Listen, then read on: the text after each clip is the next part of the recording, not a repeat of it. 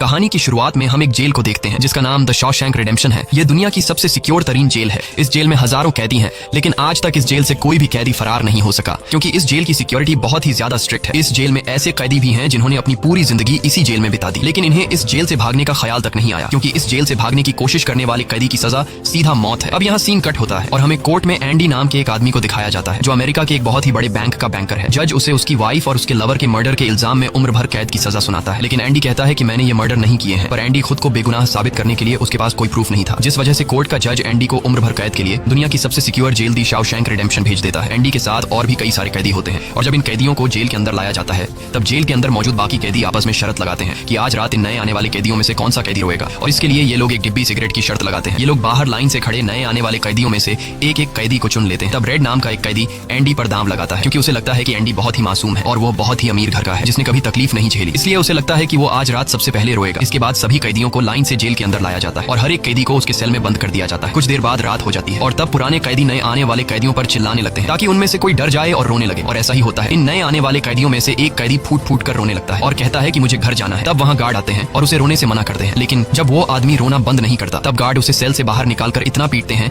कि वह बेहोश हो जाता है। दूसरी तरफ रेड एंडी पर लगाया हुआ दांव हार जाता है और रेड समझ जाता है कि एंडी बहुत ही स्ट्रांग है क्योंकि इतना डराने के बावजूद उसने एक आवाज तक नहीं की। इसलिए अगले दिन रेड अपने साथी को सिगरेट का एक डिब्बा दे देता है क्योंकि रेड एंडी पर लगाया हुआ दांव हार चुका था। तभी हम एंडी को देखते हैं जो अकेला चुपचाप ब्रेकफास्ट कर रहा होता है। तब एंडी की मुलाकात जेल के सबसे पुराने कैदी ब्रुक्स से होती है। ब्रुक्स को यहाँ इस जेल में लगभग 50 साल पूरे होने वाले हैं। एंडी समझदारी से ब्रुक्स से इस जेल के सभी छोटे बड़े रूल्स और हर एक कैदी के बारे में जानने की कोशिश करता है। तब ब्रुक्स एंडी को जेल का हर एक सीक्रेट बता देता है और वो एंडी से कहता है कि अगर तुम्हें जेल के बाहर से कुछ मंगवाना हो तो रेड नाम के कैदी के पास जाना। ये सुनते ही एंडी भी इंतजार नहीं करता और वह सीधा रेड के पास पहुंच जाता है और रेड से कहता है कि मैंने सुना है तुम बाहर से किसी भी चीज को अंदर मंगवा सकते हो। तब रेड कहता है हाँ मैं मंगवा सकता हूँ, लेकिन ऐसी चीज जो यहाँ से भागने या फिर किसी को मारने में काम ना आती हो। एंडी रेड से कहता है कि मुझे हैमर यानी एक हथौड़ा चाहिए। हथौड़े का नाम सुनते ही रेड कहता है कि तुम्हें हथौड़ा ही क्यों चाहिए, क्या तुम हथौड़े से किसी को मारने वाले तो नहीं हो। तब एंडी कहता है नहीं मैं किसी को मारने वाला नहीं हूँ, मेरा यहाँ कोई भी दुश्मन नहीं है। ये सुनकर रेड कहता है कि तुम्हारा यहाँ दुश्मन तो नहीं है, लेकिन जल्द ही कुछ लोग तुम्हारे दुश्मन बनने वाले हैं। वो कुछ लोगों की तरफ इशारा करके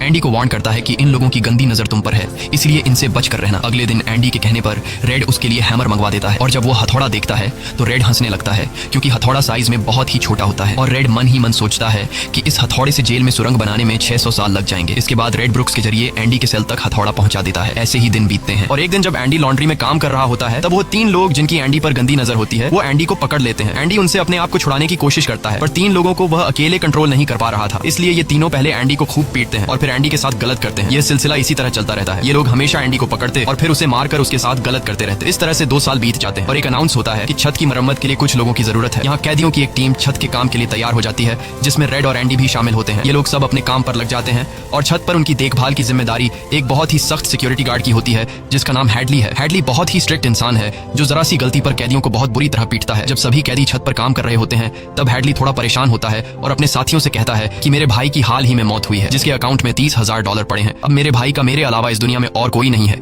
इसलिए उसके पैसे पर मेरा हक बनता है। लेकिन परेशानी की बात यह है कि जब मैं इन $30,000 को अपने अकाउंट में ट्रांसफर करूंगा तब सरकार मुझसे टैक्स के रूप में सारे पैसे ले लेगी। हैडली जब अपने साथियों से यह बातें कर रहा था तब एंडी भी इसकी सारी बातें सुन लेता है। एंडी जो कि एक बहुत बड़ा बैंकर है उसे पता था कि इन पैसों को बिना गवर्नमेंट को टैक्स दिए कैसे निकाला जा सकता है। इसके बाद एंडी बिना सोचे हैडली के पास जाता है और उससे कहता है कि क्या तुम अपनी बीवी पर भरोसा करते हो। ये बात सुनते ही हैडली को गुस्सा आ जाता है और वह एंडी को पकड़कर छत के किनारे ले जाता है, लेकिन उसे नीचे फेंकने से पहले एंडी उसे बताता है अगर तुम अपनी बीवी पर भरोसा करते हो कि वह तुम्हें धोखा नहीं देगी तो तुम आसानी से अपने भाई के पैसे अपनी वाइफ के अकाउंट में ट्रांसफर कर सकते हो, वह भी बिना टैक्स दिए, क्योंकि गवर्नमेंट का एक रूल है कि कोई भी इंसान अपनी पत्नी को पूरे जीवन में $60,000 तक गिफ्ट कर सकता है और इन पैसों पर कोई टैक्स नहीं लगता। और एंडी ये भी कहता है कि अगर तुम बाहर से किसी लॉयर को रखोगे तो वह तुमसे बहुत ज्यादा पैसे चार्ज करेगा, लेकिन मैं ये काम तुम्हारे लिए फ्री में कर सकता हूँ। तब हैडली पूछता है बदले में तुम्हें क्या चाहिए। इस पर एंडी मुस्कुराते हुए कहता है मुझे कुछ नहीं चाहिए, जब तुम्हारा काम हो जाए तुम बस मेरे सारे दोस्तों को बियर पिला देना। और अगले दिन सभी कैदी छत पर बैठकर बियर का मजा ले रहे होते हैं। यानी एंडी ने हैडली का काम कर दिया था, लेकिन एंडी बियर नहीं पीता। वह एक कोने में बैठकर सभी को बियर पीते देखकर खुश होता है। एंडी के साथी भी उससे बहुत खुश होते हैं क्योंकि जेल में बियर पीना ऑलमोस्ट इम्पॉसिबल था, लेकिन एंडी की वजह से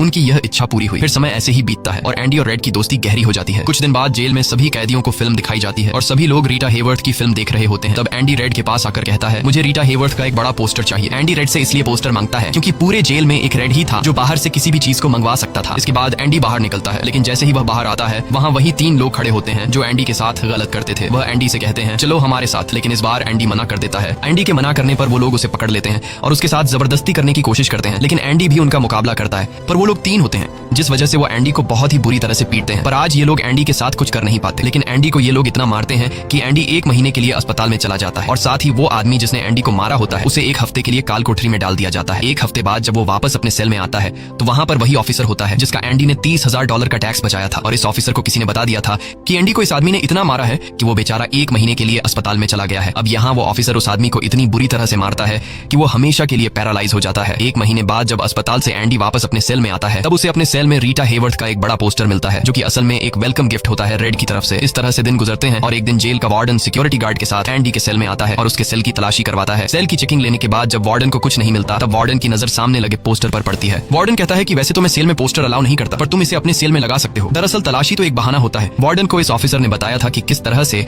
एंडी ने उसका $30,000 का टैक्स बचाया, इसीलिए वार्डन अपने फायदे के लिए एंडी से मिलना चाहता था। एंडी के हाथ में बाइबल होती है जिसे वह ले लेता है और बाइबल को लेकर वह यहाँ से निकल जाता है, पर कुछ ही दूर जाने के बाद वह वापस लौट कर आता है और उसके हाथ में जो एंडी की बाइबल होती है वह उसे लौटाते हुए कहता है कि मुक्ति इसी में है। अगले दिन वार्डन एंडी को अपने ऑफिस में बुलाता है और कहता है कि तुम्हारे जैसे इंटेलिजेंट आदमी को जेल की सलाखों के पीछे नहीं रहना चाहिए, इसलिए वार्डन एंडी को लाइब्रेरी का असिस्टेंट बना देता है। लाइब्रेरी में वही बुक्स नाम का बूढ़ा आदमी होता है जो कई सालों से लाइब्रेरी संभाल रहा है। तभी वो ऑफिसर जिसके लिए एंडी ने $30,000 बचाए थे वह एक दूसरे ऑफिसर को एंडी के पास लेकर आता है। असल में उसे ITR का मसला था जिसे कुछ ही मिनटों में एंडी भर देता है, जिस वजह से पूरे जेल में एंडी के चर्चे होने लगते हैं। जैसे जैसे साल बीतते हैं एंडी के पास काम बढ़ता चला जाता है, जिस वजह से एंडी को अपने पास एक असिस्टेंट की जरूरत पड़ती है और वो अपना असिस्टेंट अपने सबसे अच्छे दोस्त रेड को बनाता है।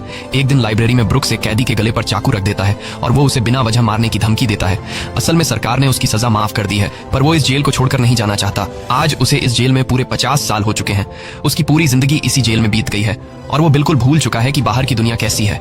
ये जेल की दुनिया ही उसकी असली दुनिया है और उसे लगता है कि अगर उसने किसी का खून कर दिया तो उसकी सजा बढ़ जाएगी और उसे इसी जेल में रखा जाएगा। एंडी के समझाने पर ब्रुक्स उस आदमी को जिसकी गर्दन पर उसने चाकू रखा था छोड़ देता है। अब न चाहते हुए भी ब्रुक्स जब जेल से छूटने के बाद बाहर आता है तो उसे बाहर की दुनिया बहुत अजीब लगती है। 50 सालों में बाहर की दुनिया की रफ्तार काफी ज्यादा बढ़ गई होती है। जहाँ सड़क पर पहले एक गाड़ी दिखती थी अब सड़कों पर गाड़ियों की भीड़ है। कुछ दिन बाद वो एक सुपरमार्केट में काम करने लगता है, लेकिन उसका बाहर की दुनिया में बिल्कुल भी मन नहीं लगता। उसे बार बार जेल की याद आती है और वो जेल में वापस आना चाहता है। इसीलिए वो कभी कभी सोचता है कि वो कोई क्राइम करे ताकि वह फिर से इस जेल में जा सके। लेकिन ब्रुक्स इस उम्र में कोई भी क्राइम नहीं करना चाहता था और इस भीड़ भाड़ वाली तेज रफ्तार वाली जिंदगी में ब्रुक्स सर्वाइव नहीं कर पाता और अपनी जान दे देता है। मरने से पहले वो जेल में अपने साथियों के नाम एक खत लिखता है जिसे पढ़ते हुए सभी बहुत ज्यादा इमोशनल हो जाते हैं। वहीं हमें जेल दिखाई जाती है जहाँ पर वार्डन एक नया प्रोग्राम शुरू करता है। इस प्रोग्राम में जेल की कैदियों को बाहर ले जाकर काम करवाया जाएगा ताकि उन्हें पता चल सके कि मेहनत से पैसे कैसे कमाए जाते हैं, और कैदी भी इस काम के लिए मान जाते हैं क्योंकि वह सब भी बाहर की हवा खाना चाहते थे। और इस तरह से वार्डन इन कैदियों से काम लेता है। पर इस प्रोजेक्ट के जरिए वार्डन को बहुत सारे कॉन्ट्रैक्ट मिल जाते हैं क्योंकि जेल के कैदियों की लेबर बहुत सस्ती होती है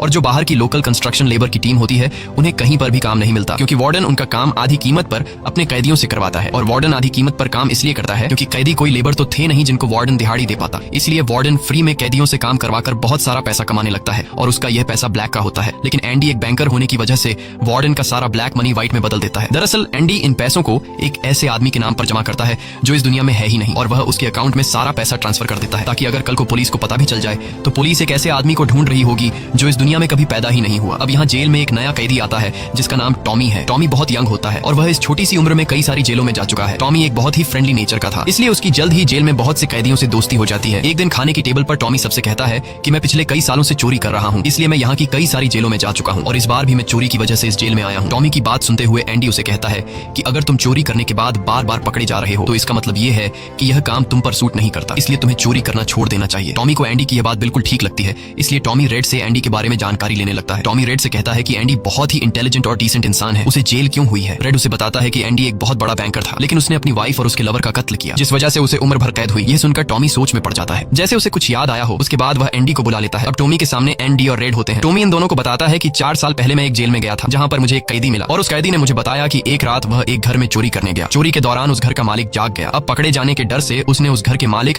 और उसकी पत्नी को मार डाला। बाद में उसे पता चला कि वो दोनों पति पत्नी नहीं थे बल्कि लवर थे और वो औरत एक बहुत बड़े बैंकर की पत्नी थी। कुछ समय बाद जब मैंने अखबार में न्यूज पढ़ी तो मुझे पता चला कि पुलिस ने जब इन 2 मर्डर्स के बारे में जांच की तो पुलिस को शक हुआ कि इन दोनों को बैंकर ने मारा है, इसलिए बैंकर को उसकी पत्नी और उसकी पत्नी के लवर के हत्या के इल्जाम में गिरफ्तार कर लिया गया। यहाँ हमें पता चलता है कि एंडी बेगुनाह था। ये सब जानने के बाद एंडी वार्डन के पास जाता है और उससे ये सारी बातें बताता है, पर वार्डन जानबूझकर उसकी बातों पर विश्वास नहीं करता क्योंकि एंडी वह इंसान है जो उसके काले पैसों को व्हाइट में बदलता है और वार्डन के सारे राज जानता है। इसलिए अगर एंडी यहाँ से चला गया तो वार्डन न तो और पैसे कमा पाएगा और शायद उसके ब्लैक पैसों का राज भी खुल जाएगा। इसलिए वह एंडी से कहता है कि यह एक झूठी कहानी है।